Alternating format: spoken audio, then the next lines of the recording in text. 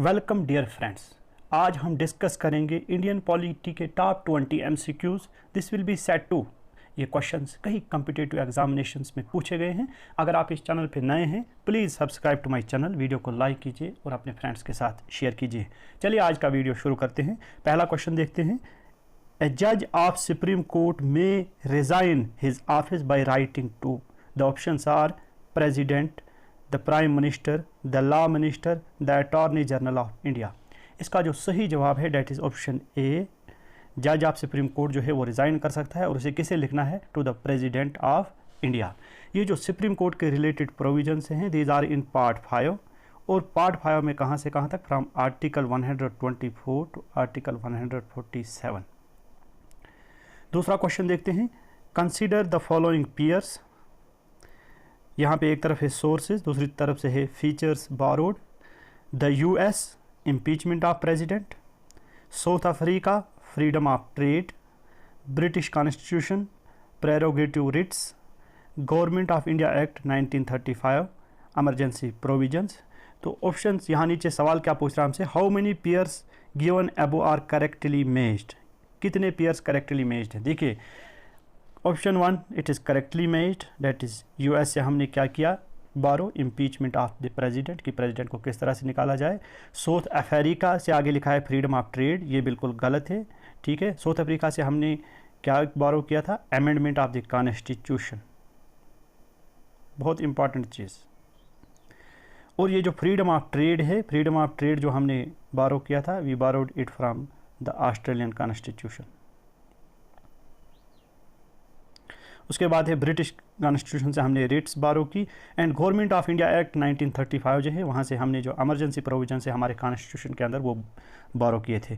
तो इसमें जो दूसरा पेयर है साउथ अफ्रीका से फ्रीडम ऑफ ट्रेड नहीं बल्कि अमेंडमेंट ऑफ द कॉन्स्टिट्यूशन हमने बारो किया था। ये जो फ्रीडम ऑफ ट्रेड है we borrowed it from the constitution of Australia.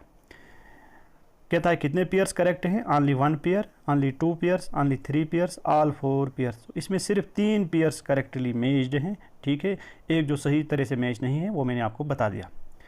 Question number 3 हमारे पास है which of the following which constitutional amendment increase the retirement age of high court जजेस फ्राम 60 टू 62 ईयर्स।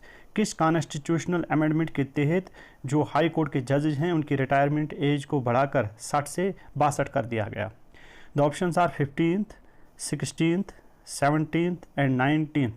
इसका जो सही जवाब है that is option A. 15th amendment कब की थी? वो 1963 में ये अमेंडमेंट हुई थी कॉन्स्टिट्यूशन में।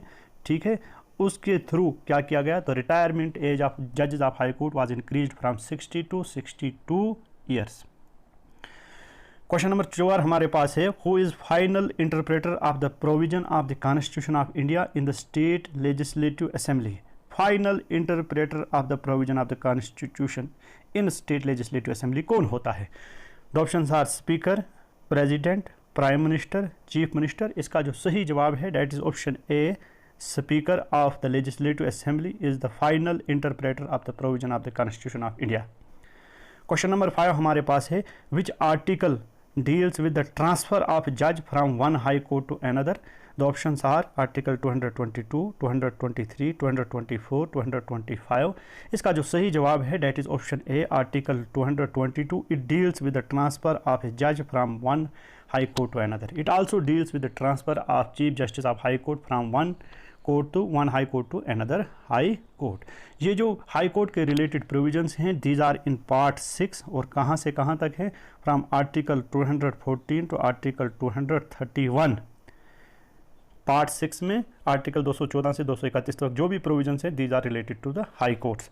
और आर्टिकल 222 जो है वो क्या किससे डील करता है? ट्रांसफर ऑफ ए जज from one high court to another.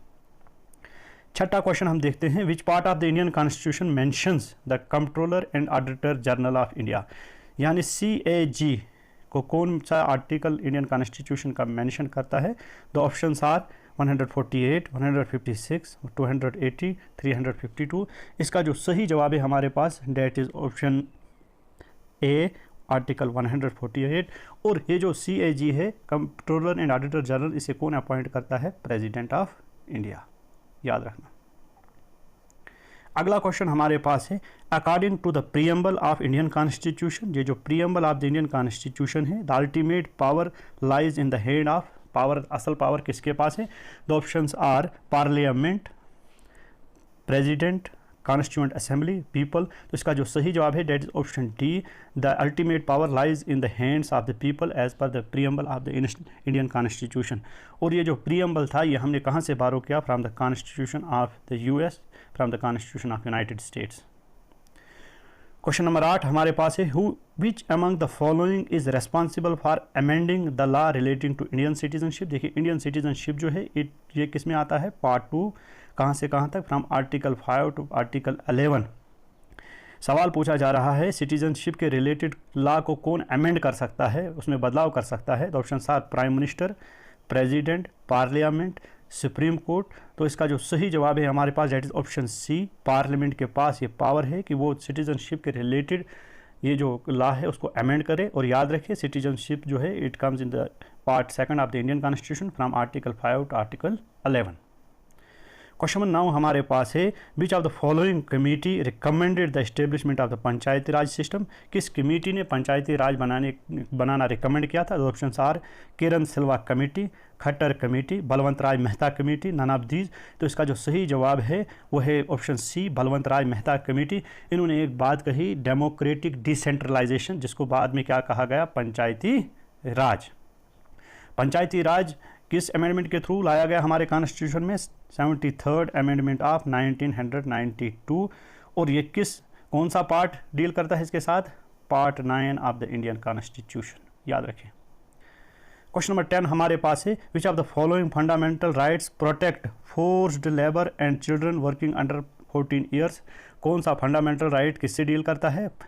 Forced labour and children working under 14 years. Right to equality, right to freedom, right against exploitation, right to religion. देखिए पहली बात जो फंडामेंटल राइट्स हैं ये किस पार्ट में हैं? They are in part 3 of the Indian constitution from article 12 to article 35। और ये जो prevention of which right protect the forced labour and children working under age 14 years, ये किसके अंडर आता है? Part C. इसका सही जवाब है right against exploitation. Question number 11 हमारे पास है, the Lok Sabha speaker submit his resignation. ये जो लोकसभा का स्पीकर है अगर उसे रिज़ाइन देना होगा तो किसको अपना ये जो इस्तीफ़ा है सौंपता है? तो option are president, deputy speaker, vice president, all of these. तो इसका जो सही जवाब है that is deputy speaker of the Lok Sabha. Question number 12 हमारे पास है, in which language the constitution of India was mainly written. किस लैंग्वेज में, किस भाषा में भारत का आइन लिखा गया? तो option are Hindi, English, both and B, Urdu. तो इसका जो सही जवाब है that is option C, both and B. It means जो इंडियन कॉन्स्टिट्यूशन है वो हिंदी में भी लिखा गया और इंग्लिश में भी लिखा गया। क्वेश्चन नंबर 13 हमारे पास है, India has taken the concept of judicial review from which countries constitution. किस कंट्री से हमने ये बारो किया है कौन सा कंसेप्ट जुडिशियल रिव्यू का? तो option are United States, United Kingdom, Canada, Ireland. इसका जो सही जवाब है that is option A, we borrowed the concept of judicial review from the constitution of United States. Question number 14 हमारे पास है, which of the following amendments is also known as the mini constitution. किसको कहा जाता है mini constitution? यानी उसमें बहुत सारी अमेंडमेंट उस अमेंडमेंट के तहत की गई, कॉन्स्टिट्यूशन में बहुत सारा बदलाव लाया गया। दो option are 7th amendment, 42nd amendment, 44th amendment, 74th amendment. इसका जो सही जवाब है that is 42nd amendment of 1976। इसमें काफ़ी ज़्यादा अमेंडमेंट की गई कॉन्स्टिट्यूशन में, that is why it is known as the mini constitution of India. बहुत ही इंपॉर्टेंट क्वेश्चन। अगला क्वेश्चन है, which of the following right has been removed from fundamental right and converted into a simple legal right. ठीक है, किस right को fundamental right से अलग करके सिंपल लीगल राइट में रखा गया? The option are right to life and personal liberty, ये भी नहीं है। Right to property, right to education, ये भी नहीं है। Right to freedom of religion, ये भी नहीं है। तो इसका जो सही जवाब है that is option B, right to property.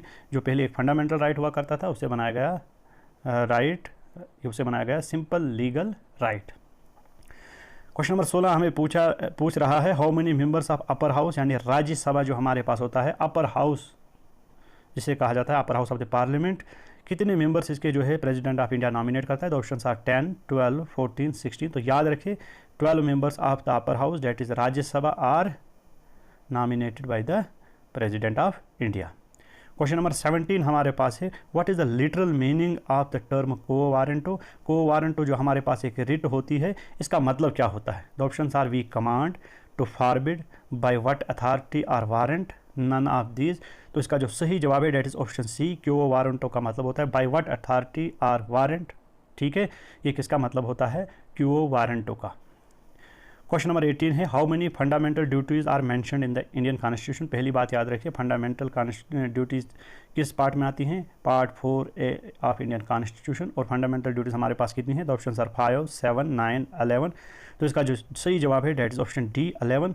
तो फंडामेंटल ड्यूटीज़ जो हमारे पास है वो कितनी है, डेट आर 11। और किस पार्ट में आती हैं, part 4A of the Indian constitution.